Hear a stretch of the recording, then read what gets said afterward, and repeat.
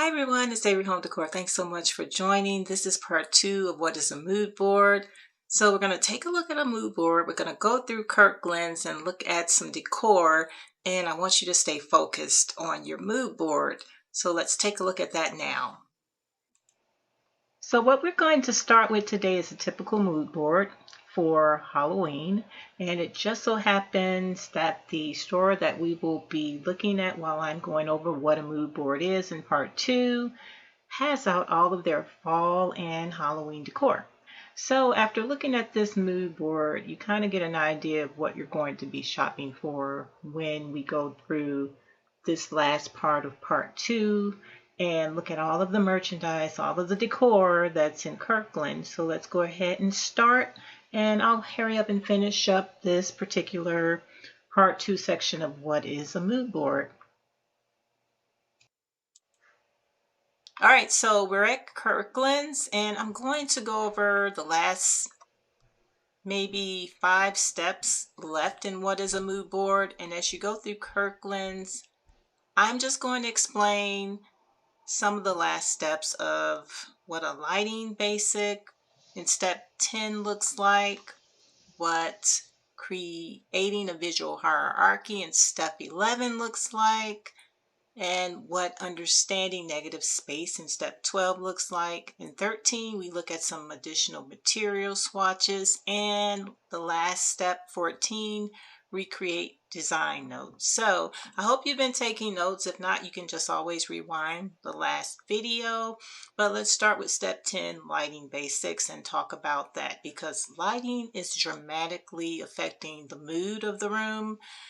So ambient lighting is where we can start talking, because this is general room lighting. Some examples are your ceiling fixtures, reset lighting. Those are all ambient lighting. Task lightings are lightings for your activities. So think about your reading lamps, your desk lamps, and last are the accent lightings. So these are decorative lighting.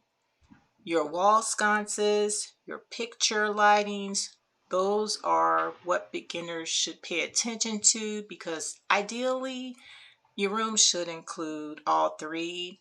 But this is something you can kind of think about when you're doing interior decorating, not so much as exterior for outdoors. All right, so let's look at step 11. And here you're creating visual hierarchy. This means you're controlling where your eyes look first. And on your mood board, the largest image is going to be the hero image, and it's going to represent the overall design direction. So some supporting images are those additional images that reinforce the concept. And then as a beginner, just make sure your client understands the design within a few seconds of viewing the mood board. And then I can definitely say if you incorporate a hero image, it helps your client achieve this. All right, so in step 12, we're going to understand negative space. If you paid attention to your mood board, there was some empty space areas around objects, and this really helps prevent clutter. So it does matter. Too many images make a board look cluttered. Professional mood boards intentionally leave breathing room. And on a beginner's note, just make sure that you don't feel like that white space is wasted space. It actually improves readability and professionalism, and it actually helps group the areas in your mood board. All right, so in step 13, make sure you're adding material swatches, because a swatch is a small sample representing the material or the color. So some common examples we all look at are paint colors, wood finish, fabric texture, even stone samples. In the beginning, if you haven't, really created a mood board, you'll see that material swatches helps your client understand how those finishes work together. So it's nice if you can put together your stone and your woods in your kitchen mood board so that they can see how they complement each other, right? All right, so in step 14, you do need to create some design notes, especially if you're new, but I would say always create design notes because they explain your decisions if your client asks why you're doing something. So an example of a design note is just making a notation saying what type of style, if it's modern or organic. What's the mood, if it's relaxed and sophisticated. Color palettes, if it's warm neutrals with olive accents. Even materials, make sure you have it listed where if it's oak, linen, travertine, or even black metal. As a beginner, our clients often appreciate this. They love it when we can explain why we select certain elements. All right, so throughout this particular video, part 1 and part 2, we have some common design terms, and I want to make sure I go over them one last time. So when we're talking about cohesive, we pretty much know that's everything working together visually, right? Contrast is when those differences between elements exist.